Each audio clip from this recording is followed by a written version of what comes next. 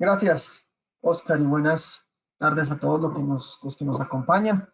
Gracias a la asociación, siempre aquí atendiendo las invitaciones, compartiendo con los ingenieros y bueno, aportando para hablar de temas que espero sean útiles para los ingenieros que nos acompañan hoy.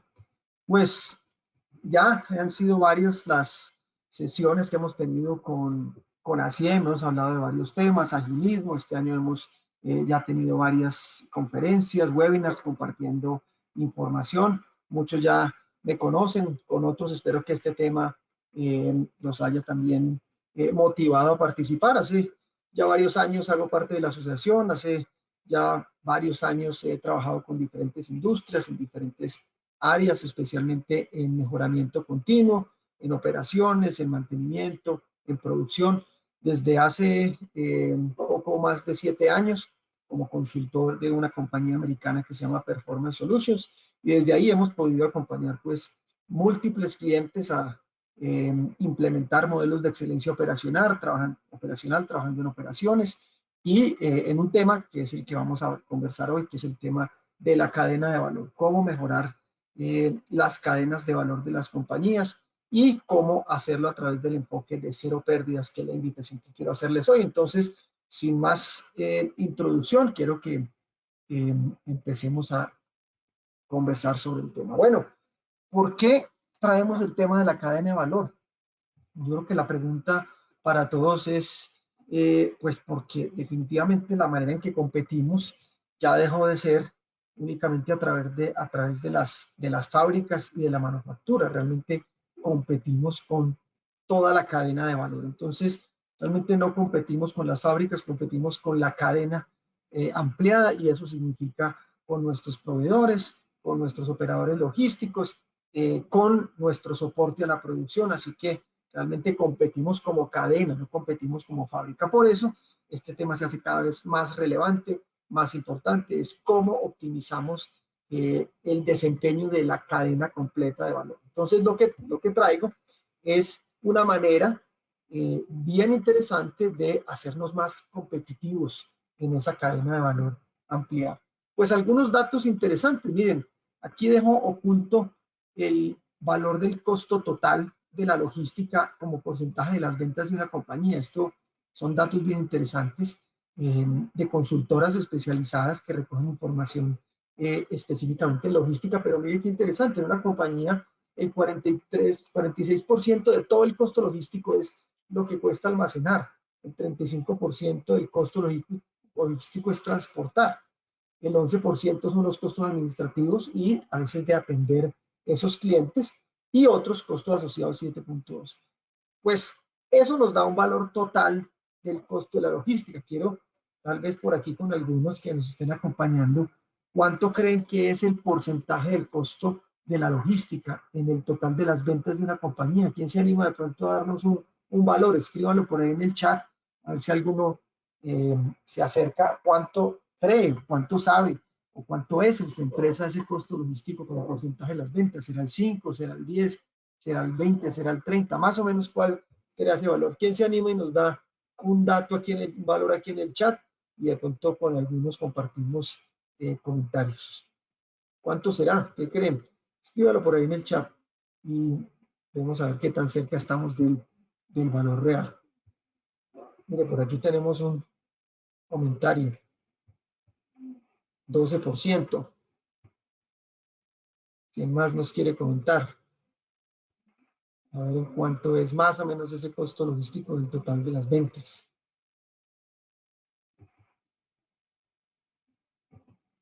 Muy bien, bueno, ahí uno se acercan más o menos al valor, pero vamos a sacar un dato aquí, a ver si de pronto estamos muy lejanos o muy cercanos a eso. En promedio, ¿cierto? El costo logístico es el 13.5% del total de las ventas, lo cual no es un valor despreciable. En las compañías puede ser mucho más. Esto, digamos que depende del tipo de industria que trabajemos, y en especial en países como el nuestro, donde la logística es tan costosa, los costos de transporte por efectos de, pues, la topografía, ¿cierto? De los costos de combustible, de las distancias que tenemos que recorrer para llevar nuestros productos a algunos puertos. Entonces, ese costo puede ser mucho mayor para algunas industrias y mucho mayor para ciertos países que no tienen la condición. Muy bien, algunos datos para dar como una abrebocas y una antesala de lo que vamos a hablar.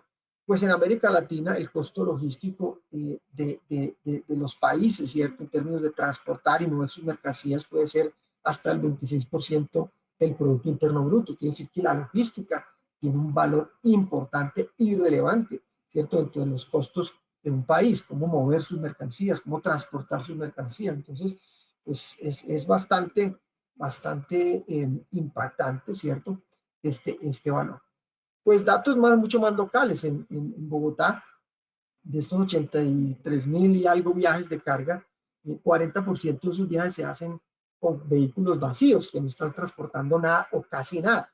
Entonces, algunos datos pues, interesantes para lo que vamos a hablar, porque pues eso tiene que ver con cómo mejoramos esos costos dentro de las compañías y seguramente también dentro de lo que impacta eso en la economía de un país, lo que impacta el tráfico, cuánto nos está costando en Colombia pues este bloqueo, pues ya vamos en 6.2 billones de pesos a la economía, ¿cierto? Y eso a la logística le está costando un montón. Entonces yo no sé si vamos a ganar más o perder al final de todo esto, pero la realidad es que hay muchas pérdidas, por muchas razones, ¿cierto? Geográficas, logísticas, económicas, etcétera, etcétera, de infraestructura de países. Entonces vamos a hablar de eso. Vamos a hablar de lo que significan las pérdidas dentro de la logística, dentro de la cadena ampliada de valor de una compañía. Pues esto conecta mucho con lo que conocemos como el pedido perfecto. Al final, pues la logística y la cadena de abastecimiento existe para lograr llevar ese producto al consumidor final. Y eso se mide a través de varios indicadores. Uno de esos que conocemos es el que llamamos como el pedido perfecto. El pedido perfecto en realidad es que a usted le llegue cuando lo pidió o en el tiempo, ¿cierto? Que le prometieron que iba a llegar, en la cantidad correcta, y pues algunos también hablan de la calidad correcta. Yo creo que la calidad pues es más que implícita, pero pues en logística hay muchísimos indicadores. Aquí hay algunos de los que están dentro de lo que llamamos un pedido perfecto. Pues un pedido perfecto es el que no tiene daños, el que está completo, el que tiene su documento, su factura, el que llega a tiempo, obviamente. Pero miren, estos son los datos promedios, ¿cierto? De lo que hoy consideramos un pedido perfecto. Si multiplicamos esas tasas, un pedido perfecto hoy, si cumpliera esos requisitos como hoy los conocemos en promedio, estaría por ahí por el 75%, lo cual es muy malo. Uno dice, hombre, es que 94% del pedido completo es bueno. No, no es bueno. 94% con la documentación está más que bueno. No, no es bueno. ¿Por qué? Porque cuando uno espera algo, uno espera que llegue completo, ¿cierto? Y yo creo que todos en esta pandemia hemos de alguna forma explorado o conocido todo este tema del e-commerce. Eso ha disparado realmente las ventas y los servicios logísticos para traernos a nuestra casa los productos, pero eso también ha exigido mucho más las compañías para aprender. Una cosa es entregar en un almacén, otra cosa es entregar, ¿cierto?, en un drive-thru, entregar en un punto de venta, pero otra cosa es entregarlo en la casa. Eso tiene otras consideraciones y eso ha puesto a las compañías en aprietos, y creo que todos hemos tenido alguna experiencia buena o mala de lo que ha significado esperar que nos llegue perfecto lo que pedimos. Y aquí pues he tenido casos buenos, casos malos. Mismo recuerdo que pedí una silla para armar aquí del escritorio de mi casa y llegó casi completa. Solo faltaban 3 tornillos que eran los que pegaban el cojín de la silla a la base completa. Esos 3 tornillitos impidieron que yo la pudiera armar. ¿Qué pasó con ese pedido? Se me demoró 8 días en llegar, se me demoró un mes el proceso de la atención de reversa, ¿cierto? El reclamo, el cambio, la confirmación, la comprobación y el reenvío de otro pedido. Entonces, ojo, esto realmente impacta a las organizaciones, al servicio al cliente y a lo que esperamos en términos logísticos. Pues hombre, esto no es una preocupación nueva. Las compañías y los líderes del mercado saben la importancia de la logística y de la cadena de abastecimiento. Y hay quienes hoy ranquean las mejores compañías en términos de cadena de abastecimiento. Y hay digamos una consultora global, se llama Gartner, y ellos todos los años, interesantemente, premian las mejores cadenas de abastecimiento del mundo. Entonces, pues mire, aquí a la derecha están las que ya están por fuera del ranking, o sea, las que se lo ganan con tanta frecuencia que realmente ya salen, digamos, del escalafón. Y hay otras que entran y salen año a año. De hecho, esta semana o la próxima semana se anuncian los del año 2021, que es más o menos por este mes. Entonces, ojo, aquí pues se tienen en cuenta obviamente las ventas, se tienen en cuenta rotaciones de inventarios, impacto ambiental, ¿cierto? Y buen gobierno corporativo alrededor de la logística. Pero lo interesante es que pues las compañías saben lo que significa tener buenas cadenas de abastecimiento y lo que significa ser efectivos y costo efectivos en la entrega de sus productos. O sea, no es un tema menor, por el contrario, hoy se vuelve realmente la ventaja competitiva de muchas compañías. Dígame, por ejemplo, el caso de Zara, que su ventaja competitiva es la logística. Y Walmart, ¿cierto? La mayor compañía de retail del mundo, depende muchísimo, ¿cierto?, de tener los productos en todas las tiendas, ¿cierto? Y más cuando hoy hay, digamos, unos temas tan complejos de abastecimiento en muchos países por este tema de pandemia. Entonces, pues, ¿cómo logramos hacer una cadena de abastecimiento de clase mundial? ¿Qué tendremos que hacer? Pues así como existen metodologías para la mejora en la manufactura, en las operaciones, en la calidad, hay una versión de esos modelos de excelencia que llamamos Lean Manufacturing o Lean Enterprise, y hay una, llamémoslo, una rama específica de la mejora continua que se llama Lean Logistics. ¿Cómo hacemos esbeltas nuestras cadenas de abastecimiento? ¿Cómo las hacemos a prueba de desperdicios? Y una bonita definición de lo que son, digamos, una cadena de clase mundial bajo la metodología Lean Logistics es, pues, cadenas que permanentemente eliminan el desperdicio, permanentemente reducen la variación, permanentemente aumentan la velocidad y el flujo en toda su cadena de abastecimiento. Entonces, miren lo completa la definición en términos, digamos, de lo que hace una buena cadena de abastecimiento. Y las palabras claves aquí, mire, son desperdicio, variación, velocidad y flujo. Muy bien. Pues, ¿qué tienen en común estas palabras? El concepto de pérdida. Realmente el concepto de pérdida es lo que quiero traer a esta charla. ¿Qué significa el cero pérdidas? Y esto ya lo conocemos muchos en manufactura desde hace muchos años, porque la mayoría de los procesos de mejora continua se diseñan para la eliminación constante y sistemática de las pérdidas. Llámese TPM, llámese Lean, llámese Six Sigma, todos coinciden en que las pérdidas son el enemigo. Pero, ¿qué significa una pérdida? Una pérdida es la diferencia entre el costo ideal, y esto vamos a verlo más adelante, con el costo real. Lo que debería costarnos fabricar o entregar un producto, aquí lo amplío, porque estamos hablando de cadena de valor, versus lo que realmente nos cuesta. Toda esa variación tiene un costo enorme y a esa variación la llamamos pérdida. Ojo, aquí lo interesante es esta palabrita, la base cero. ¿Qué significa base cero? Ahí no hay colchón. Es como si yo fabricara un producto y tengo un colchón porque yo tengo un desperdicio que es inherente al proceso. Aquí no acepto ningún desperdicio. O sea que vamos a hablar de base cero. Vamos a hablar de que no hubiera absolutamente ninguna variación del estándar ideal. Es como cuando el financiero lo diseña. ¿Cuál es el costo perfecto de hacer y entregar ese producto? Entonces, toda pérdida es esa variación desde cómo lo diseñamos y cómo realmente nos cuesta. Muy bien, entonces, ojo, aunque vamos a hablar de costos y cómo esto impacta los costos, hay que entender que no todo esto realmente, no toda pérdida realmente es un costo directo. Hay pérdidas que vamos a ver más adelante que tienen que ver con el tiempo, con las personas, tienen que ver con el uso de la información. Entonces, vamos a aprender un poco qué significa esto. Lo importante es que toda pérdida es una oportunidad. Toda pérdida es una oportunidad. Por eso es tan bonito el concepto, porque quiere decir que si yo estoy bien, pues magnífico, pero ¿cuál es la oportunidad que tengo, cierto? ¿Cómo lo hace el que mejor lo hace en el mundo? ¿Cómo lo hace el nivel world class? Entonces, eso nos abre la ventana a seguir buscando oportunidades. Muy bien. Bueno, clásicamente, al final vamos a tener espacio para las preguntas. Clásicamente, y esto nos lo han enseñado los japoneses, toda compañía, toda empresa tiene como una fábrica oculta.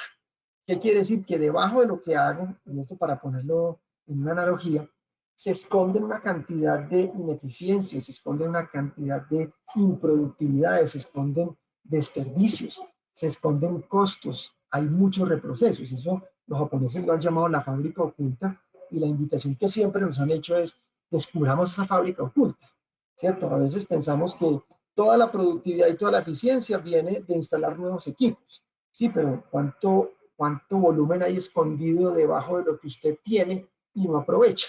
¿Cierto? ¿Cuánto tiene sobre la mesa todavía por recoger? Y este es un concepto muy usado en la manufactura. A esa fábrica oculta la llamamos, pues, ese conjunto de pérdidas. La pregunta es: si ampliamos esa fábrica oculta a toda la cadena, ¿cuáles son esas pérdidas? ¿Cierto? ¿Son ineficiencias? ¿Son desperdicios? Vamos a aprender un poco cuáles son algunas de esas típicas pérdidas dentro de la cadena de abastecimiento. Muy bien, pues les voy a dar unos minutos para que observen esta foto, unos 30 segundos para que observen la foto.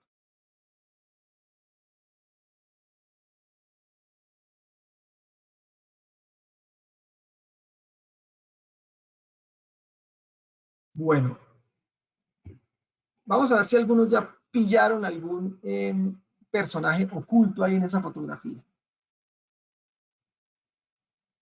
Pues algunos por ahí de pronto ya lo vieron. Ahí hay una figura oculta dentro de esa fotografía. Pues al comienzo es difícil de encontrar. Y lo que nos invita un poco la reflexión que tiene esta frase es que es difícil encontrar lo que no estamos buscando. Y si vemos en esta fotografía, vemos que por aquí hay como una figura oculta, ¿cierto? Que si empezamos un poco a tratar de descifrarla, nos damos cuenta que ahí está. Es una figura humana. Este es un artista que pinta realmente los cuerpos de las personas para que se mimeticen en el entorno.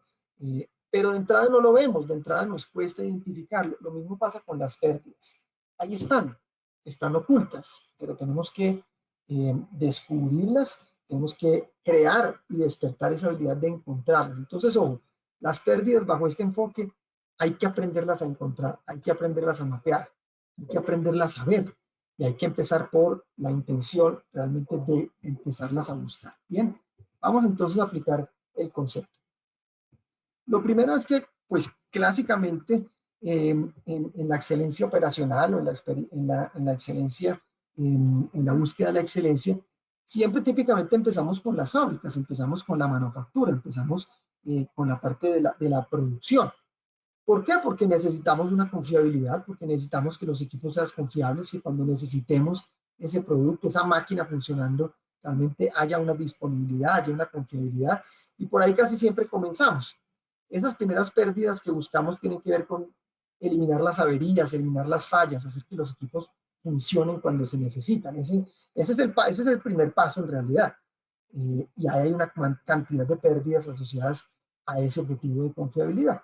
Pero cuando empezamos a ver que la planta es confiable, vamos a ver que necesariamente empezamos a ver que, pues, la logística empieza a volverse el siguiente objetivo. Entonces, ahí es donde empiezan a aparecer. Hay una frase que me gusta mucho que dice que las pérdidas siempre están en las intersecciones. Y si ustedes lo piensan, en una compañía casi siempre las grandes pérdidas, los grandes problemas están en los límites entre las áreas, entre mantenimiento, operación, entre producción y calidad. Y más cuando salimos de la fábrica y ya hablamos entre la fábrica y las compras, la fábrica y los almacenes. Ahí empiezan a haber una cantidad de pérdidas por falta de comunicación, por indicadores diferentes, por distancias, digamos, físicas y muchas veces mentales. Los objetivos son distintos.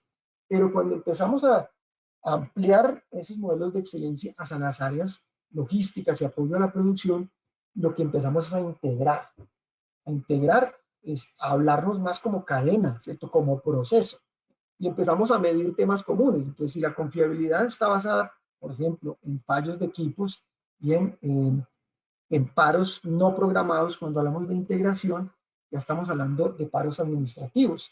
Y a mí me ha tocado muchísimos ejemplos que muchas plantas paran porque no tienen materia prima, porque no tienen la caja, porque falta la estiba, o paramos porque adelante el almacén está lleno, porque no ha llegado el camión. Entonces, mire que las pérdidas no son solamente las que no están programadas, muchas son programadas o no programadas, pero son administrativas. Nos falta una aprobación, falta un documento, falta una orden, no hay espacio, ¿cierto? Se me acabaron las cajas, no tengo dónde poner esa materia prima, pues tengo que parar.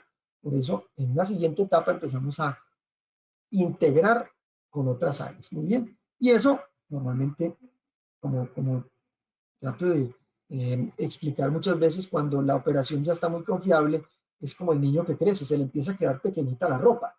Entonces usted ya tiene una planta muy confiable, pero si usted no amplía esa mejora hacia las áreas logísticas y de compras y de abastecimiento, se le empieza a quedar pequeñita la ropa, o sea, el modelo de excelencia ya no le empieza a servir, hay que llevarlo a otras áreas necesariamente.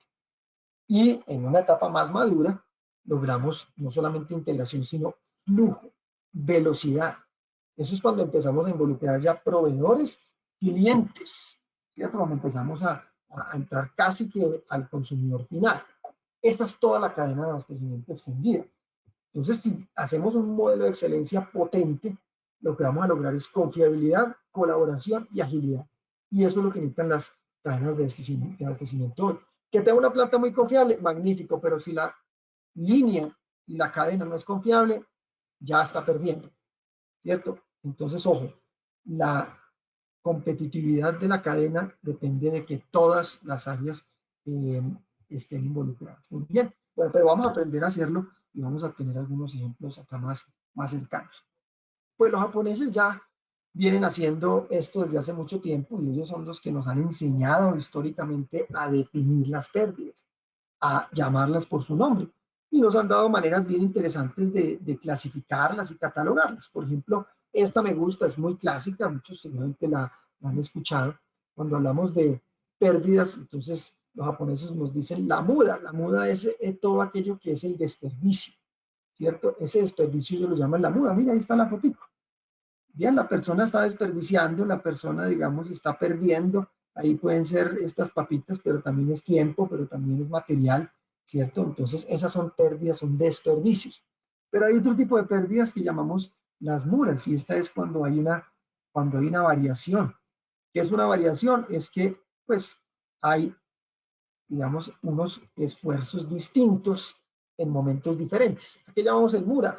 En turnos, por ejemplo, con una altísima intensidad de operación, en meses o semanas del mes donde trabajamos al 120% de la capacidad, ¿cierto? En líneas de operación donde tenemos que subir, ¿cierto?, la operación al doble de lo que típicamente hace. ¿Por qué? Pues porque hay un sobreesfuerzo. Y el Muri, ¿cierto? Aquí es una variación y aquí hay un sobreesfuerzo, ¿sí? Que es lo que nos muestra este dibujo. Sobreesfuerzo es que pues realmente hacemos más de lo que somos capaces de hacer y eso implica unos sobreesfuerzos grandísimos. ¿Cuál es el orden correcto? Es lo que me parece más interesante acá. El orden correcto es este, miren. El desperdicio finalmente es una consecuencia del sobreesfuerzo. Claro, cuando yo llevo la máquina al límite, cuando yo trabajo una semana del mes al 200% y otra al 20% de la capacidad, ¿cierto? Pues genero desperdicios. Ese sobreesfuerzo realmente agota, desgasta, deteriora. Pero al final la madre de muchas de estas pérdidas es la irregularidad, o sea, la gran variación en los diferentes tipos de demanda. Esto ya hoy en día es inevitable, ¿cierto? Pues ese ideal, digamos, de demanda en el que todos los meses son muy similares, esto yo creo que ya no volverá a pasar, vamos a tener que acostumbrar mucho a esto, no porque haya mala comunicación entre operaciones y ventas, que es lo que a veces pues discutimos, es porque el mercado ya tiende a comportarse así, bien sea porque hay estacionalidades, bien sea porque como hoy, ¿cierto? No sabemos si vamos a tener en el supermercado suficientes productos y vamos y compramos de más, ¿cierto? Porque tengo que abastecerme. Ya hasta las grandes ensambladoras están empezando a acumular un poco más de inventarios porque esto ya nadie lo puede predecir. Pero esa irregularidad nos va a traer más excesos y nos va a traer más desperdicios. Ojo, que no nos quedemos solamente aquí, porque la fuente sigue estando aquí. Muy bien. Bueno, pero una manera interesante de clasificar las pérdidas, otra manera interesante nos la enseñó el señor Taiichi Ohno. Él realmente era muy pragmático a la hora de definir pérdidas. Lo que el hombre hacía era simplemente observar el proceso, observar el proceso. Y él nos dijo, miren, observen su proceso, que todos tenemos malos hábitos. Y él definió 7 malos hábitos, 7 tipologías de pérdidas, y esto digamos que las recogió la manufactura esbelta. Estas son las que conocemos como las grandes 7 pérdidas de los procesos, Luego más adelante le acuñaron una pérdida adicional, que es la pérdida de talento, pero esa es otra manera en que podemos aprender a definirlas, observando. Pueden haber más, porque estas no son las únicas que existen, pero él fue quien las definió inicialmente. Observe dónde hay transportes innecesarios, esperas, donde hay personas que están esperando o están reprocesando, donde hay movimientos excesivos. Bien, entonces, otra manera en que los japoneses nos han enseñado a definirlas. Y hay una tercera que es basada en el TPM, y esta tercera tiene 16 grandes categorías. Esto para los que trabajan en mantenimiento productivo total y ese sistema de gestión japonés, conocen que las 16 grandes pérdidas son definidas por el JIPM desde los años 70. Muchas de ellas están basadas en las pérdidas de los equipos, pero hay otras de ellas que están basadas en los métodos y la administración. Entre ellas, las logísticas. Mira, ahí estaban, ¿cierto? O sea, lo que vamos a hablar no es nuevo. Y otras asociadas a los materiales. Entonces, esto es otra manera en que hemos aprendido históricamente a identificar pérdidas. O por la observación directa o por las pérdidas ya, el catálogo que nos trajo el JIPM, o de alguna manera por un concepto mucho más práctico, y es, pues defina lo que agrega valor para su cliente o no. Defina lo que su cliente pagaría si pudiera recorrer su proceso. Y entonces, como con esa óptica del cliente, podemos definir qué agrega valor y qué no agrega valor. Esto a veces es un poco debatible en algunas empresas, el concepto de valor y no valor. Ya les voy a decir por qué, pero me parece bastante útil. Las cosas que agregan valor son las cosas por las que el cliente paga, son las cosas que transforman el material o el servicio en lo que el cliente paga. Todo aquello que no lo hace no agrega ningún valor, solo que hay unas de esas cosas que son necesarias. Entonces, hay muchas cosas que no transforman la materia prima ni el servicio, pero hay que hacerlas, ¿cierto? Entonces, esas son las que tenemos que aprender a mejorar y reducir. Las que no agregan ningún valor, definitivamente hay que eliminarlas. Y mire, de esto hay algo bien interesante. Todo ese boom que tenemos de empresas low cost, y eso no solamente hoy son las aerolíneas, sino que todo este concepto de los hard discount, de esos almacenes, digamos, de descuentos, y muchas otras tipologías de gimnasios low cost. Hoy tenemos cafeterías low cost, y el modelo se ha ido expandiendo no solamente a las aerolíneas, a casi todo. Bien, hoy en día hay hoteles, ¿cierto? Hay universidades que aplican el concepto de low cost. ¿Qué significa? Elimine todo aquello que no agregue ningún valor. Elimine todo aquello que no agregue ningún valor y reduzca todo aquello que no agregue valor, pero sea necesario. Bien, la pregunta acá, y por eso les digo que es muy debatible, es: la logística per se no agrega ningún valor. Y ojo, aquí no quiero que me malentiendan. Es necesaria, pero no agrega valor. El mantenimiento, si no lo tuviéramos que hacer, no lo haríamos, pero hay que hacerlo. El control de calidad, si no lo tuviéramos que hacer, no lo haríamos, pero hay que hacerlo. Entonces, la logística cae entre esas actividades que son necesarias, pero no agregan valor, ¿cierto? Entonces ahí viene el debate. No, que claro, ¿cómo no? Si tengo que llevar el producto, eso agrega valor. Sí, pero, porque el producto ya está hecho, el producto ya está manufacturado. Es el transporte, ¿cierto? Si no lo tuviéramos que hacer, no lo haríamos, pero entonces vamos a aprender a reducir aquellas cosas que no agregan valor en los procesos logísticos, pero a veces son necesarias. Muy bien, porque lo que no agrega valor necesariamente, seguramente, más bien agrega un costo. Muy bien. Bueno, entremos entonces en materia. ¿Cuáles son esas pérdidas de la cadena de valor? Más allá de las de la manufactura, porque las de la manufactura tienen todo un capítulo. Vamos a hablar un poco más de aquellas de actividades que no son precisamente de la manufactura clásica. El primero de ellas, y es parece la más obvia, ¿cierto? Pero vamos a ver algunos adicionales al concepto del costo del inventario. Ojo, aquí no voy a hablar únicamente de costos. Esto no es teoría de costos ni es teoría contable. Esto es pérdidas, y las pérdidas no necesariamente son costos directos. Ojo, eso lo aprendieron los japoneses hace mucho tiempo. Dejaron de pelear con los costos directos e indirectos. Los japoneses dijeron: sí, obviamente hay que mejorar los costos directos e indirectos, pero esa pelea está perdida. ¿Por qué? Porque a veces en la búsqueda de eliminar costos sacrificamos el largo plazo, o sea, la calidad, a veces impactamos las personas. Entonces, o el servicio. Entonces, los costos, administrar los costos es peligroso. Los japoneses aprendieron a administrar actividades que no agregaban valor. Entonces dijeron, todo lo que no agrega valor agrega costo, entonces más bien eliminemos las actividades que no agregan valor y de paso eso mejora los costos. O sea que lo que vamos a ver acá en adelante tiene mucho que ver con actividades, no necesariamente costos directos, pero el inventario es uno de esos costos directos. Bien, el valor del inventario.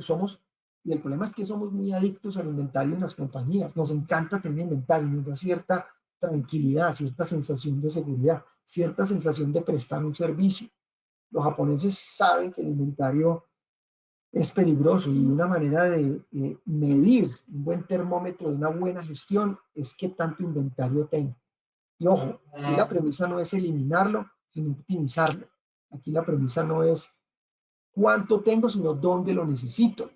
¿Bien? Entonces, ojo, aquí yo no soy amigo del cero inventarios, porque puede ser muy peligroso, y más ahora, pero hay que entender que el inventario, aunque es bueno, a veces que tener más inventario no necesariamente es mejor, y al contrario, puede ser peligroso. Entonces, ojo, ¿dónde están las pérdidas del inventario? Pues en el inventario mismo, esa es la más obvia, pero también muchas veces en el valor del servicio del inventario. ¿Qué quiere decir?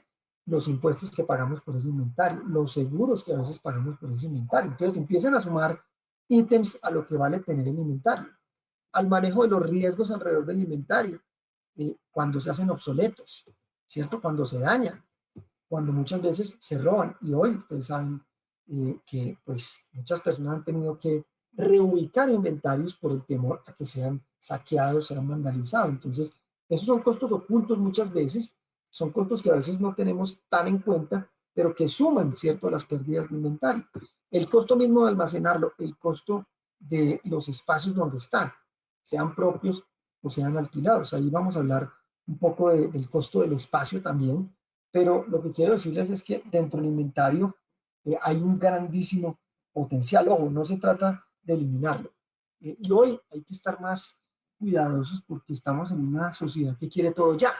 Entonces siempre tendemos a pensar que el inventario es bueno, porque si el cliente lo quiere ya, se lo puedo dar ya. Ojo, porque tener inventario, aunque garantiza un buen nivel de servicio, también garantiza o ocasiona grandes costos adicionales. Muy bien. Entonces, ojo, los japoneses llaman el inventario la fuente de toda maldad, porque ellos saben que detrás del inventario se ocultan otros problemas. Pero digamos que para dejarlo así, hay que tener en cuenta el costo total del inventario y las pérdidas asociadas al mismo. Vamos con otra categoría, las famosas pérdidas de transporte. Claro, obvias también. Y dentro de los costos logísticos, el costo del transporte es uno de los más caros, ¿cierto? Por muchas razones. Y más en Colombia, donde no tenemos muchas alternativas. Nos toca en camión o en camión. Por eso nos está pasando lo que nos está pasando. No hay muchas más alternativas. Bien, pero detrás del costo de transporte, y a veces quienes quieren ahorrar en temas logísticos, lo que buscan es pues ahorros en el costo por el transportista. Y eso es como el mantenimiento, pues yo pido ahorros y entonces lo que hago es dejarlo de hacer al proveedor de servicio de transporte, ¿cierto? Le pido ahorros y lo que hace es que me baja la calidad del servicio o me baja la calidad del activo.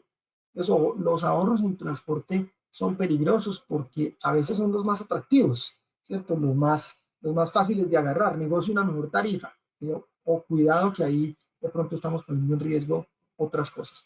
Es mejor pensar en otras pérdidas que si bien tienen un impacto, pues nos ayudan a mejorar el costo de ese aspecto sin necesariamente bajar la calidad o afectar el servicio que va bien.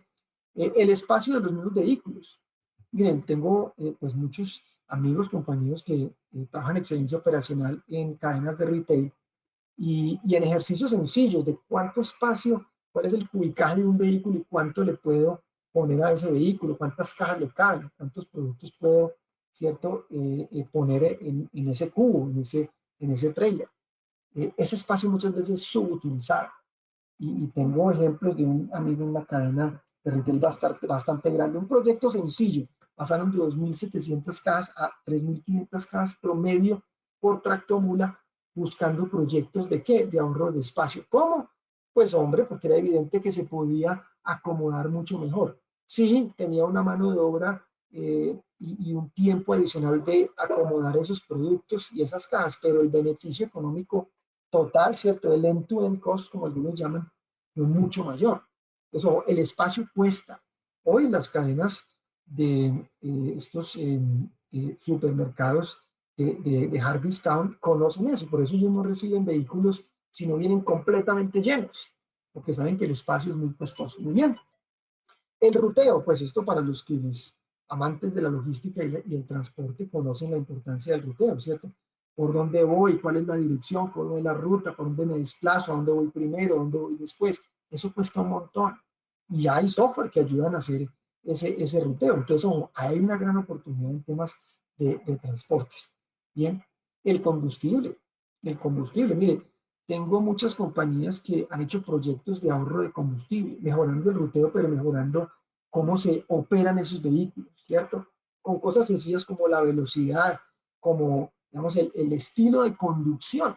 Y hay unos ahorros enormes. Aquí no se trata de centavos, se trata de muchos millones de ahorro, producto de mejoras en la operación, de limitar ciertos, pues, digamos, velocidades, del uso correcto, inclusive hasta de la calibración de los mismos motores. Hay una gran cantidad de ahorros. El desgaste acelerado del activo, eso cuesta los mantenimientos, ¿cierto? ¿Por dónde muevo el vehículo? ¿Qué tanto lo cuido? ¿Qué tanto le puedo hacer mantenimiento para evitar el deterioro forzado de ese equipo? Hay cosas que realmente previenen un montón de costos adicionales. Las multas. Mire, tuve un cliente que cuando analizamos las pérdidas en las áreas logísticas, realmente dentro de los almacenes había algunas oportunidades, dentro del transporte en algunas oportunidades, pero lo que más les costaba eran las multas que les pues generaban los supermercados porque llegaban tarde. Entonces había unas ventanas de servicio en que el supermercado, pues esta gran cadena de retail les decía, si no llega entre las 5:30 y las 6, no le recibo el vehículo. Y no solo no se lo recibo, lo multo, porque a mí eso me está afectando. Esas multas a esa compañía le costaban tanto que realmente eso fue lo que disparó todo el tema de mejoramiento dentro de su cadena logística. Ojo, esas no son necesariamente multas baratas. A veces, y esto lo vamos a conectar ahora con el tema, digamos, de tiempos, esperas en el servicio. ¿Cuánto vale un vehículo estacionado frente a un muelle esperando que le abran la puerta? Y ahí tuve otro proyecto muy interesante con una compañía mexicana. Este proveedor de servicios de transporte, este operador logístico, pues le cobraba por las horas y entonces llegaban donde los clientes, el cliente no tenía abierta la puerta, al operador logístico pues pues no, pues le tocaba esperar y a veces la espera era de 24 horas, él no se iba a devolver con el camión, lo que hacía era simplemente esperar a que le abrieran la puerta. Esa espera se la cobraban obviamente el fabricante. Cuando hicimos la cuenta de lo que costaban esas esperas, porque era más costoso regresar, pero esas horas extras del vehículo y del conductor esperando costaban un montón. Y ahí nació un proyecto. Entonces, eso fue un tema de comunicación, coordinación, tiempos que nos ahorró un montón de dinero. Entonces, ojo, en el transporte hay una gran oportunidad también. En los espacios, aquí la pregunta es, ¿cuánto es suficiente? Pasa como en la casa, que a veces pensamos que no hay suficiente espacio y es que realmente es que tenemos muchas cosas o tenemos cosas que nunca votamos. Entonces, ojo, es tentador. Cuando hay mala administración, normalmente la consecuencia es ampliar el espacio. Eso es lo que nos pasa. El costo del espacio hoy no solamente es costoso pues, por los alquileres de esos espacios, sino porque cada de esos espacios en términos de almacenamiento se hacen más especializados.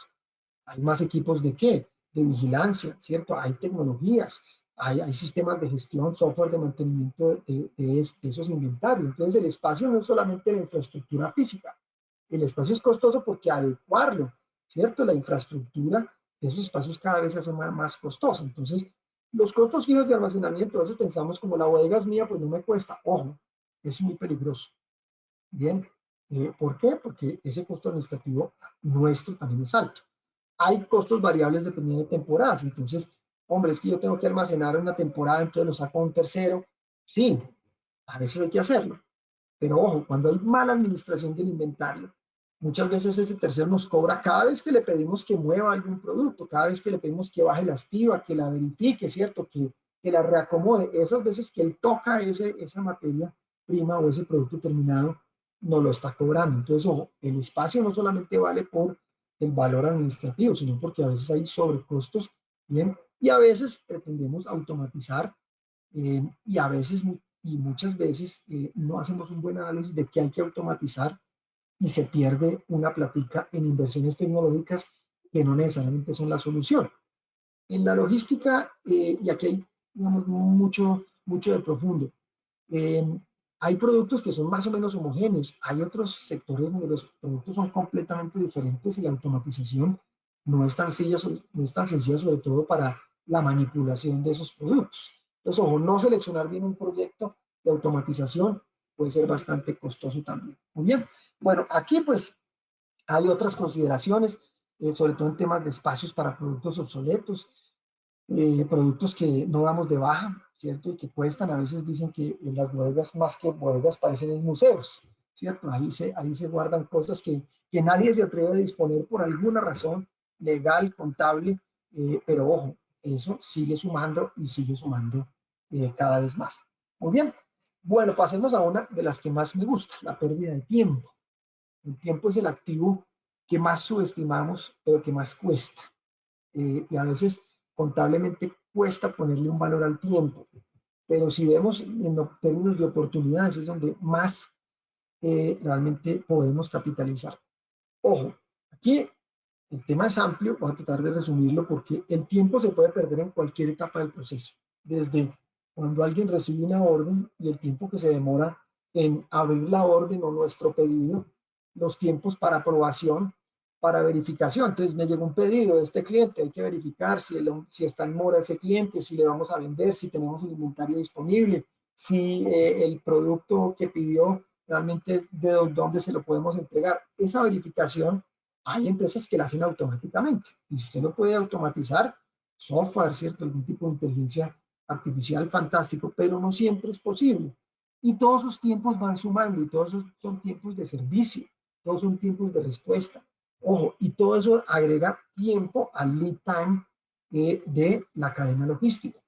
Y ese lead time significa menor servicio, pero también mayores costos. El inventario sigue estando ahí mientras se procesan esas órdenes, mientras se priorizan esas órdenes. Ojo, y aquí vienen otros tiempos cuando estamos preparando el pedido. Espera, reprocesos, sobremovimiento, picking. Ahorita les hablo de un ejemplo interesante. Ahí hay un montón de tiempos. Carga y descarga. Ahí tengo unos datos interesantes. 3, 4 horas promedio de carga y descarga. Bien, lentos no, a veces ineficientes. Bien, a veces no tenemos el equipo y el método adecuado. Bien, muchas veces, como les contaba, esperas en ventanas de atención.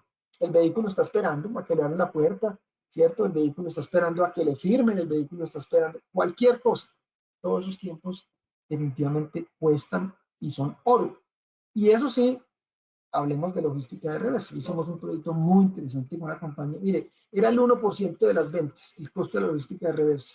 No, pues 1% de las ventas, pues eso tampoco es que duela mucho. Eran casi 6.000 millones de pesos al año. Eso le costaba, cuando hicimos el mapeo, a esa empresa hacer su logística de reversa. ¿Qué significa eso? Hombre, no vendí el producto, se lo tengo que recoger a la persona en la tienda. Y la política de esta compañía era bastante flexible, entonces decía, no hay una razón especial, si el cliente me lo quiere devolver, se lo recojo.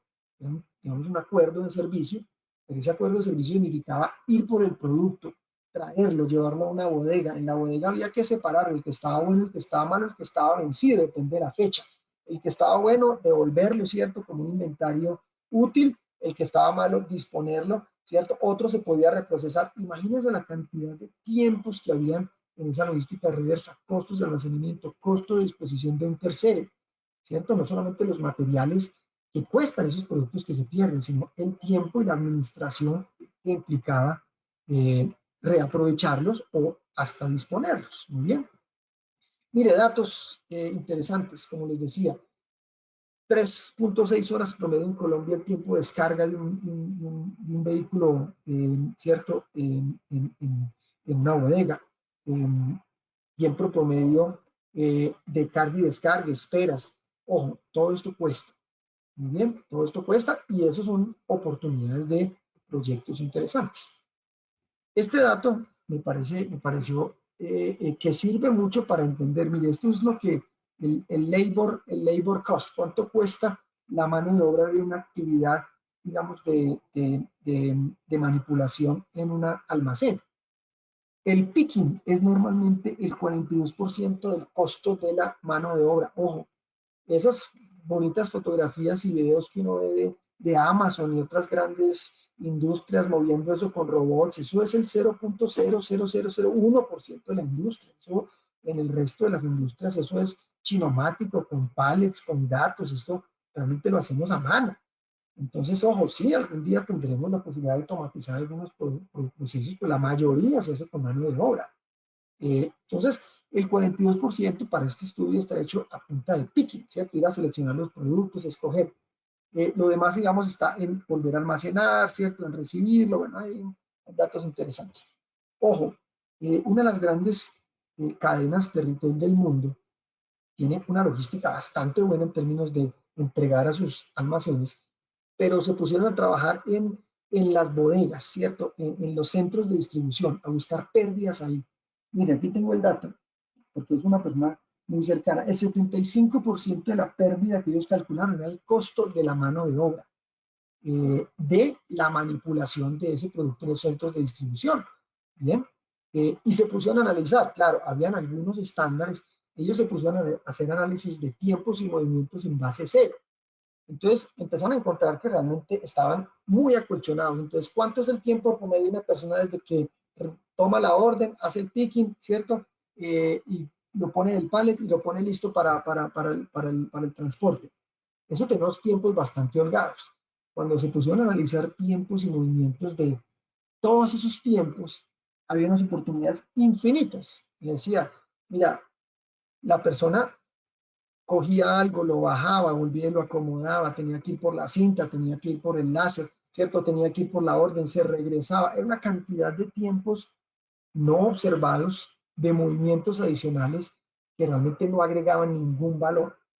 Aunque la logística para algunos no agrega ningún valor, ellos dijeron, vamos a definir lo que sí agrega valor dentro de la logística. Es que la persona esté tomando el producto que, ¿cierto?, va a almacenar o que va a poner en el pedido. Ese es el tiempo que agrega valor. Cualquier otro tiempo no agrega ningún valor, no es necesario. Y el porcentaje de tiempo de actividades que no agrega ningún valor era enorme. Y ahí empezaron a enfocar la mayoría de sus proyectos. O sea que sobre todo, miren, en temas de distribución y logística, muchas actividades no son fáciles de estandarizar, porque son diferentes tipologías de productos, diferentes categorías de almacenamiento, diferentes tipos de empaque. Entonces, no siempre es muy fácil estandarizar actividades, por eso a veces subestimamos las pérdidas que existen en los procesos logísticos. Muy bien, ahí podríamos dedicar un capítulo grande. Las pérdidas del empaque. Más allá del empaque del contenedor de nuestro producto, ¿cierto? A veces detrás de ese empaque hay protección del empaque. Entonces, hombre, tenemos el stretch, tenemos muchas veces todas las amarras para el producto, tenemos las estivas, tenemos otros empaques adicionales que protegen, digamos, dentro del transporte. Todos esos empaques son pérdidas.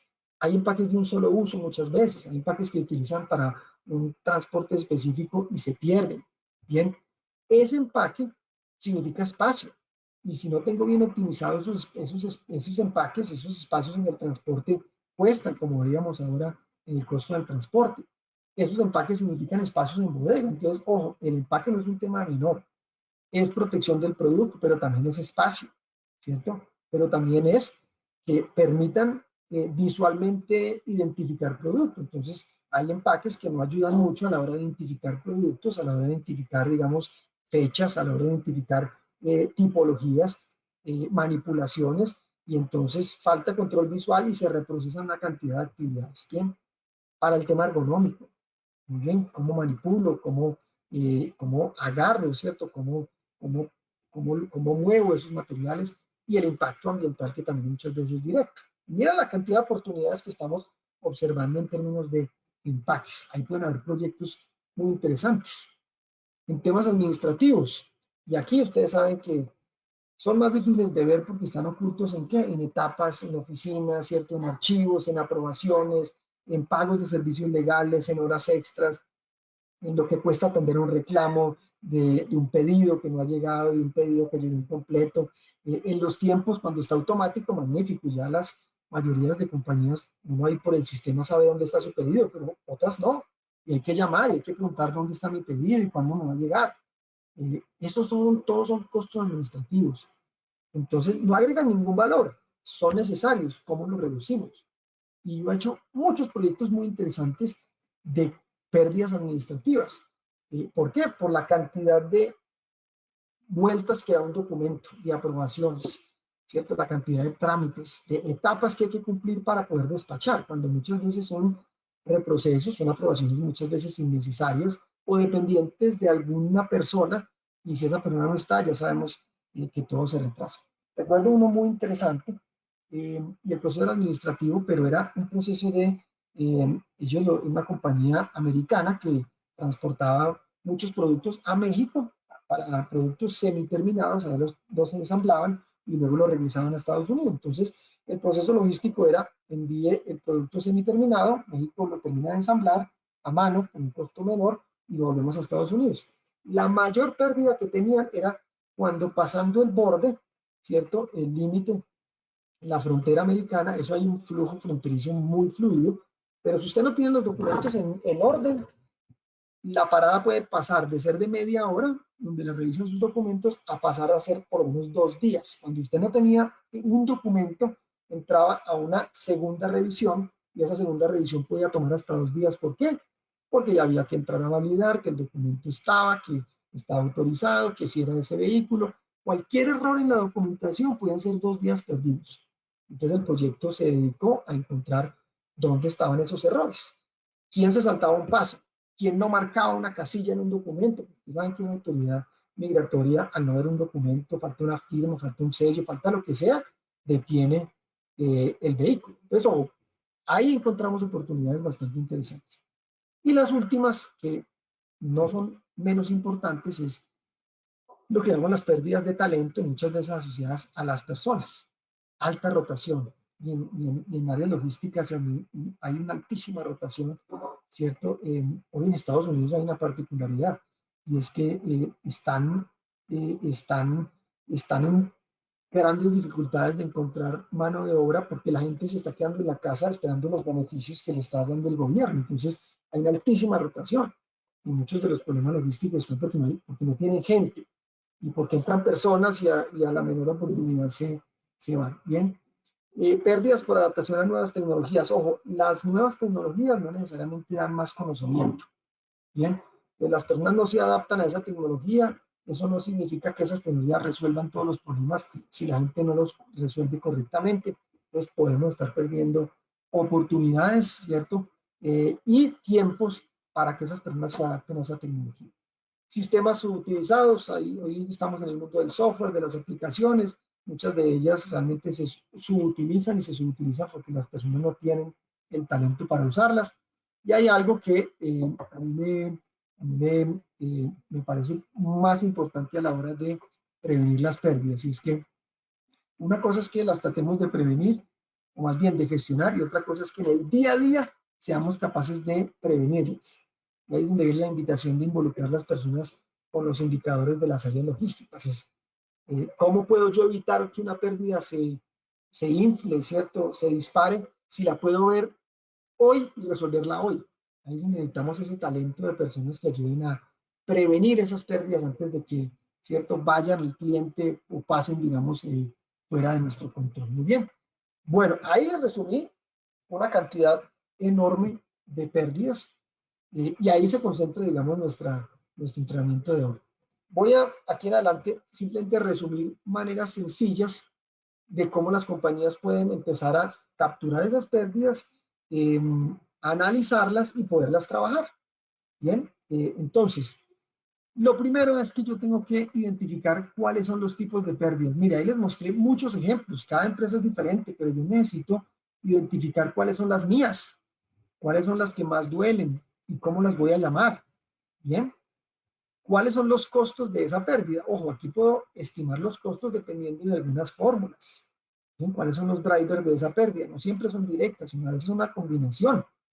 La combinación del transporte, más la mano de obra, más el material, más el empaque. ¿Cuánto cuestan esas pérdidas anualizadas? Pues, ojo, esto no es contable. Esto simplemente es ponerle valor a la pérdida, así sea una actividad. Mire, es interesante, fletes en falso. ¿Qué pasó? De pronto, mire, el contenedor se cargó y se regresa al puerto antes de realizar la exportación en falso. ¿Cuánto costó eso? 1.3, estos son miles, ¿cierto?, de dólares al año. Entonces, hagan el ejercicio de definirlas, formularlas, cuantificarlas, y una vez usted las tenga formuladas, pues puede hacer lo que llamamos el árbol de pérdidas. Categorícelas. Y categorícelas permite que todas convertidas en costos, en pesos, en dólares, nos va a permitir priorizarlas. O sea, las que más nos van a llamar la atención son obviamente el 20%, que significan a veces más del 80% de la pérdida. Entonces, es un concepto que viene mucho de la manufactura, pero se puede aplicar perfectamente al mundo logístico y al mundo de la cadena de abastecimiento. ¿Cuál es el árbol de pérdidas de mi cadena de valor? ¿Dónde está? Vamos a ver un ejemplo, un par de ejemplos interesantes. Miren, esta compañía hizo su árbol de pérdidas y tiene tres. Actualmente tiene tres árboles de pérdidas. El del desperdicio, materiales, materias primas. El del volumen, o sea, el de la producción, el de los tiempos de la manufactura, pero tiene el de la cadena de abastecimiento. Bien. Y mire qué interesante. Este de la cadena de abastecimiento incluye una gran cantidad de actividades, mire, todas estas actividades. A ellos descomponen la pérdida o el árbol en materiales, ¿cierto? Pero de aquí en adelante empiezan a aparecer, digamos, costos de abastecimiento, costos de llegada de insumos y, digamos, costos de transportes, ¿cierto? Costos de almacenamiento, costos de planeación, costos de gestión de las órdenes, costos del manejo de materiales, y le están dando un porcentaje del costo total. Esto es el end-to-end cost, cuánto vale el costo de toda la cadena de valor. Y ahí uno empieza a decir, bueno, empecemos por aquí. Mire, el costo de el transporte del almacenamiento, y empezar a desagregar esa pérdida y entender, cada empresa es diferente. Bien, pero si no lo hacemos, no podemos priorizar. Mire, ¿para qué trabajar en este si de pronto es el punto 3, cuando las oportunidades pueden estar acá? Pues ayuda mucho a priorizar, definitivamente. Hay muchas maneras de ver esos árboles. Mire, este lo pinta, digamos, de manera vertical, pero lo que hace es eso. Mire, son paretos. ¿Cuánto vale todo el tema de logística de abastecimiento y los paretos de los paretos? Y aquí defino los proyectos. Esto es el make, que es toda la producción, y ese es el outbound, que es toda la logística de transporte. ¿Qué están haciendo? Están identificando las prioridades en términos de, ojo, esto no son costos financieros, son pérdidas. Hay una suma de actividades, de costos directos, de costos indirectos, pero sobre todo de cosas que no agregan valor. Y con esto yo puedo definir proyectos. Muy bien. Miren este otro. Estos amigos lo hicieron por los famosos pilares. Y los que conocen el TPM, pues saben que hay unos pilares, que el autónomo, que el planeado, que el pilar de seguridad. Mire, donde habían más pérdidas en toda esta compañía está en el pilar de supply chain, que es el pilar de la cadena de abastecimiento. Y esto no creo que sea ninguna mentira. Miren, en realidad en las compañías, mire, entre el sourcing, que es el abastecimiento, y el shipping, que es todo el tema logístico de transporte, estaba el 83% de las pérdidas calculadas de esta compañía. O sea, ¿dónde está la plática? Ahí. Pues sí me explico, vamos a seguir trabajando en el make. Sí, pero si la plática está acá, entonces esto ayuda mucho a ver dónde están realmente las oportunidades y los costos. Y ahí hay mucho, mucho del servicio, mucho de la agilidad y mucho de la respuesta a los clientes. Importante, ¿dónde están impactando esas pérdidas? Pues claro, costos sí, pero ¿en qué indicadores? ¿En qué indicadores? Aquí no me voy a detener. Usted está viendo los beneficios de la eliminación de esas pérdidas. Mire, al final, ¿cierto? Al final es que usted, digamos, que logre entregarle al cliente cuando lo pidió, ¿cierto? Ese sería el indicador, pues, por excelencia de una cadena de abastecimiento. Es tratar de predecir la demanda, ¿cierto? Entregar a tiempo, pero de aquí para abajo empiezan a aparecer otros costos, miren, costos de compras, materiales directos, tiempos de ciclos de la orden, costos de inventarios, ¿cierto? Variación en la producción, etcétera, etcétera. La pregunta es, una vez elimine las pérdidas, ¿en qué indicadores de mi cadena logística los estoy viendo? Y ustedes saben que en logística hay cualquier cantidad de indicadores. ¿Cuáles son los suyos y dónde estoy viendo que está mejorando qué? El servicio, está mejorando el inventario, la rotación del inventario, ¿cierto? La cumplimiento a la demanda, los productos, o más bien los faltantes de producto. ¿Dónde estoy mejorando en mi cadena de abastecimiento? Otras maneras de mapear cadenas de valor. Hay unos muy conocidos, los mapas de flujo de valor. No me voy a detener aquí, esto es un capítulo interesante, pero quería enfocarme más en los árboles de pérdidas que en los mapas de flujo de valor, pero es una manera muy inteligente de mapear un proceso de una familia de productos. Sirve, sí, pero es de una familia de productos. O sea, que habría que hacer varias cadenitas, pero como les digo, son herramientas para que ustedes las consulten, porque son bastante potentes. Y en procesos administrativos logísticos también se mapean utilizando otras metodologías como el Makigami, que es un mapa de valor, solamente que es un poco más simple, ¿cierto? Menos tal vez métricos cuantitativos y más evaluar actividades, pero funciona bastante bien. Muy bien. Bueno, vamos cerrando entonces acá para que demos un pequeño espacio a las preguntas y perdón si me alargué unos minutitos, pero el tema no solo es interesante, sino que comenzamos unos minutos después. Bueno, claves para que resumamos para lograr la excelencia en la cadena de abastecimiento. Uno, ¿cuál es la ventaja que tiene mi negocio en términos de cadena de abastecimiento? O sea, ¿cuál es mi ventaja competitiva? ¿Es que es tiempo de respuesta? Es una oferta de productos? Bien, ¿es rapidez? ¿Es confiabilidad de la entrega? ¿Cuál es su ventaja competitiva? Esa es la primera pregunta. Y a partir de esa pregunta es, ¿qué valora mi cliente y por qué me escoge a mí? ¿Cierto? ¿Qué valora? Y hemos ido evaluando cada vez más eh, almacenes, tiendas en esto de la pandemia y ya sabemos qué es lo que esperamos. Y a veces cuando pedimos algo ya sabemos qué valoramos, desde la manera en que nos lo entregan, la confiabilidad, la amabilidad, hay muchas, pero ¿qué nos hace competitivos? Es la primera pregunta. Foco en las pérdidas, ya lo hablamos, ojo. La competitividad depende de la eliminación constante y sistemática de pérdidas, entonces ojo, hay que enfocarnos en cuáles son. Apóyese en los fundamentos de la excelencia en manufactura, ahí hay ya muchos aprendizajes, o sea, no hacemos mejoras en logísticas muchas veces aisladas de las mejoras en las plantas, y hay mucho aprendizaje, hay mucho trabajo previo, hay muchas metodologías utilizadas, muchas de ellas son muy compatibles con lo que hacemos en las cadenas de valor. Escoja el método correcto. Aquí hay infinita cantidad de herramientas, metodologías. Escoja las que mejor le ayuden a eliminar esas pérdidas. Sean tecnológicas, sean metodológicas, sean de personas. Ahí, ojo, ahí la selección del método va a ser importante. Hay muchas maneras de eliminarlas. Esta conferencia o esta charla era más en el tema de cuáles son y cómo impactan que los métodos para eliminarlas, que sería otra charla interesante. Intégrese con otras áreas comerciales, áreas de mantenimiento, áreas de calidad. Bien, la logística es realmente la gestión de muchas áreas. Entonces, bien importante aprender a trabajar de manera colaborativa.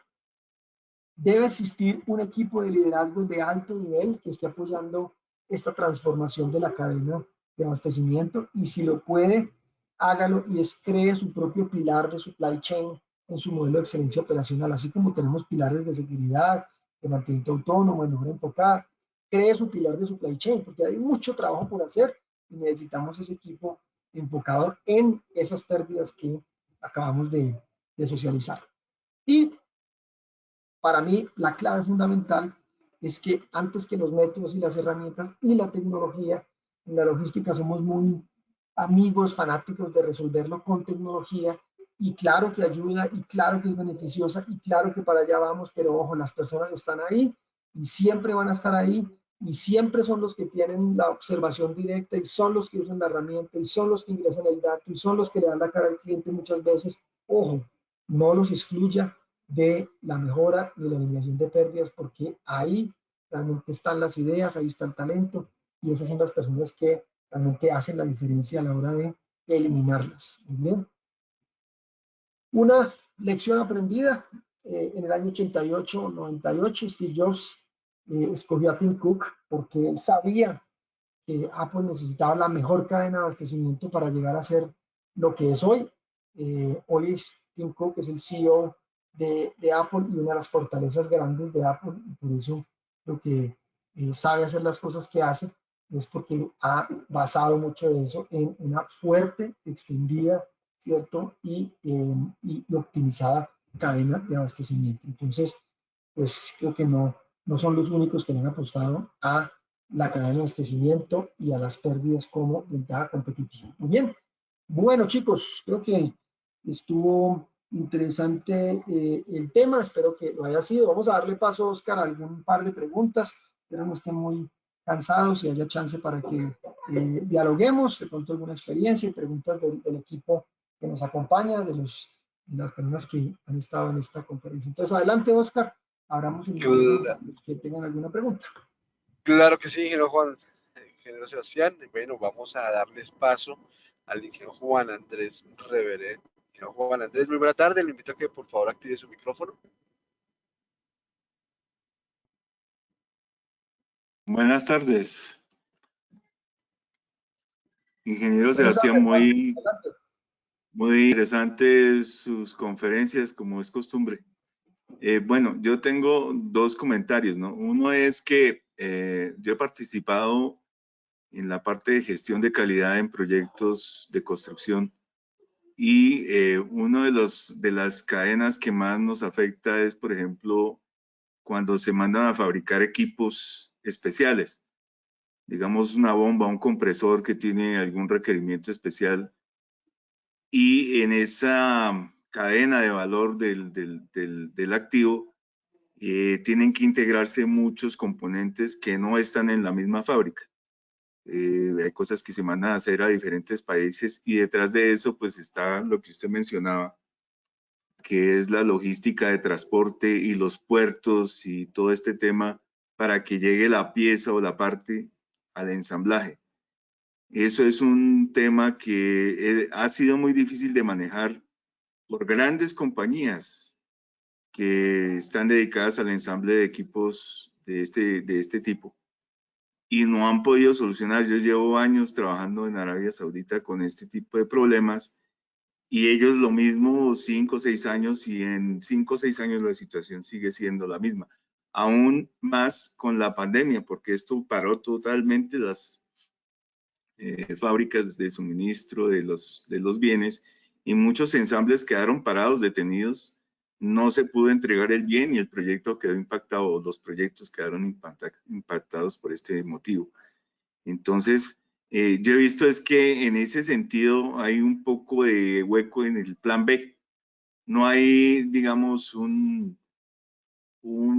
camino a seguir para de pronto buscar un proveedor alternativo o tener un stock o este tipo de cosas. La gente ha buscado bajar los costos y bajar los costos significa que traen el equipo de la cadena de ensamble, la pieza de la cadena de ensamble en el tiempo en que ellos la prevén, pero eso no se cumple. Entonces yo quisiera saber sus comentarios al respecto. Y por otro lado, he visto que muchas empresas han perdido clientela por el tema de los call centers.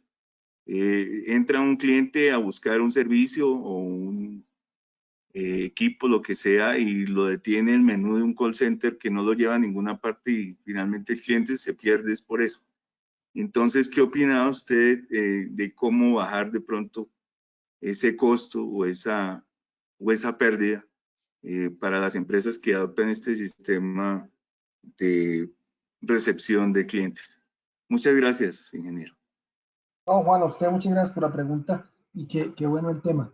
Mire, cada compañía es muy particular. Usted menciona un caso que digamos que no es diferente en muchas industrias, y es que muchas cadenas de abastecimiento, eso lo vimos en la conferencia del mes pasado, cuando hablamos de agilismo, muchas cadenas de abastecimiento se volvieron muy dependientes de algunos proveedores y se volvieron muy atomizadas. Quiere decir que le compramos a alguien que nos hace el tornillo, ¿cierto? Y ese es el experto en ese tornillo, y la cadena se hizo muy dependiente, ¿cierto? Pero se hizo muy frágil también, porque dependía de que todos esos proveedores realmente pues fueran de manera muy sincronizada, pero eso necesita un entorno muy predecible, y eso hoy en día ya no existe, y usted sabe cuáles son las razones, ¿cierto? Cierres de fronteras, temas inclusive a veces naturales, bien, muchas veces hoy, pues con pandemia ya vimos otro de esos, y a veces políticos,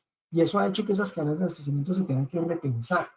Estados Unidos ha venido ofreciéndole, y a veces por ofertas, ¿cierto?, de nacionalizar muchas industrias nuevamente, pero muchas cadenas de abastecimiento americanas decidieron empezar a recuperar muchos de esos proveedores y ponerlos dentro de la misma región para evitar esas disrupciones que a veces traen este mundo tan impredecible. Entonces, eso sí está pasando, Juan. Realmente las compañías están empezando a ver que, aunque somos un planeta global, hoy hay tantas disrupciones a las cadenas que es muy difícil garantizar que el proveedor me cumpla y que no pase nada. Mire, solo el solo ejemplo de este transportador que se bloqueó por ahí en el canal del Suez, eso es una cosa que son señales de cosas que se empiezan a saturar. A veces es eso, a veces es tema de pandemia, a veces es un tema de un huracán, a veces es un tema pues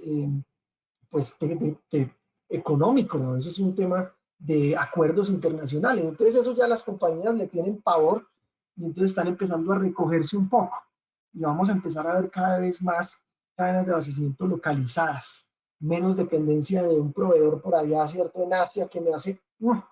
Y le voy a dar otro ejemplo de eso, y perdón que me extienda. China sabe que él, si quiere conquistar el mundo, necesita acercarse más a sus clientes. Y mire lo que está haciendo. Hay un documental fantástico en YouTube de lo que está haciendo China. Eso se llama la nueva ruta de la seda. Está empezando a comprar los puertos, en grandes países. Por ejemplo, el mayor puerto de Grecia es chino. O sea, es administrado y es dueño. ¿Por qué? Porque ellos empiezan a construir carreteras, empiezan a poder apoderarse de grandes estructuras logísticas en el mundo, porque ellos saben que su desventaja competitiva es la distancia que tienen, pero la van a acercar a punta de ¿qué? De puertos, de carreteras, de trenes y de inversión, para precisamente evitar lo que está pasando hoy, y es que haya tanta disrupción por alguna razón. O sea, quieren tener el control de la logística global, no solamente el comercio, la logística global. Eso ustedes van a ver que esa famosa ruta de la seda china, eso no es para 2 o 3 años, eso es para tomarse el planeta en los próximos 50.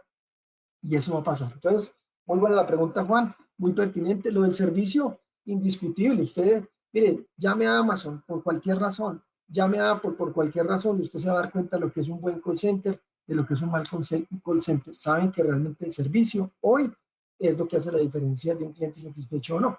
Entonces, hoy, si no hay un buen call center, si la señorita no está, mira, hay una empresa que se llama Zappos, vende zapatos en línea. El secreto es, no le cuentan a los del call center cuántas personas han atendido por hora. Ese no es el indicador. Es qué tan satisfecho queda esa persona después de esa conversación. Se han contabilizado conversaciones de más de 4 y 5 horas, solamente porque el cliente quería conversar. Y entonces el de servicio al cliente se puso a conversar con ese cliente. ¿Compró o no compró? No sé, pero quedó absolutamente satisfecho. Y seguramente va a volver a comprar. Muy bien, entonces, ojo, ahí hay otro punto clave que usted menciona, temas de call center. Gracias, Juan, por la pregunta. No sé si hay otra por ahí, Oscar. Vamos a verificar si alguien más tiene preguntas. Recuerden simplemente dar clic al icono de la manito. Sin embargo, aquí tienen también los datos del ingeniero Sebastián. En caso que tengan alguna inquietud afuera de esta conferencia, pues también lo pueden contactar y con mucho gusto él les estará brindando la información requerida. Bueno, ingeniero Sebastián, antes de finalizar, no, pues por el momento no tenemos más preguntas. Antes de finalizar, le pregunto, ingeniero, ¿esta conferencia la podemos compartir con nuestros asistentes, este material? Sí, como siempre, les envío la conferencia en formato PDF. Ustedes la ponen y la comparten en la página con los ingenieros de la asociación, y creo que también va a quedar disponible el video más adelante. Así que con mucho gusto, Oscar, y con quienes nos acompañaron hoy, realmente muchas gracias por su tiempo. y por su curiosidad sobre el tema de pérdidas y cadena de valor. Excelente, ingeniero Sebastián. Bueno, antes de finalizar, les recuerdo la evaluación que les va a llegar una vez finalicemos esta actividad, les va a llegar a sus equipos, simplemente calificar y enviar. Una vez la tengamos, será compartida esta presentación también. Recuerden que pueden visitar nuestro canal de YouTube, ingresar también a nuestra página web www.acien.org. Allí estamos alojando todas las grabaciones de nuestras conferencias. Y también les recordamos que ya pronto llega el Congreso Internacional de Mantenimiento. También cordialmente invitados para que ingresen a nuestra página y allí también podrán tener información respecto al Congreso. Perfecto, ingeniero Sebastián, en nombre de la Asociación Colombiana de Ingenieros ACIEN en el Departamento de Servicios al Ingeniero, agradecemos en verdad su magnífica presentación del día de hoy y esperamos continuar contando con su conocimiento en futuras actividades, ingeniero Sebastián. Gracias a todos, claro que sí, un buen fin de semana, un buen puente festivo y hasta la próxima. Ok, muchas gracias, ingeniero Sebastián. Ingenieros, gracias por su asistencia y su compañía. Y cuidémonos, continuemos cuidándonos, que es un bien general. Feliz tarde y feliz fin de semana. Hasta pronto. Gracias, chao, chao.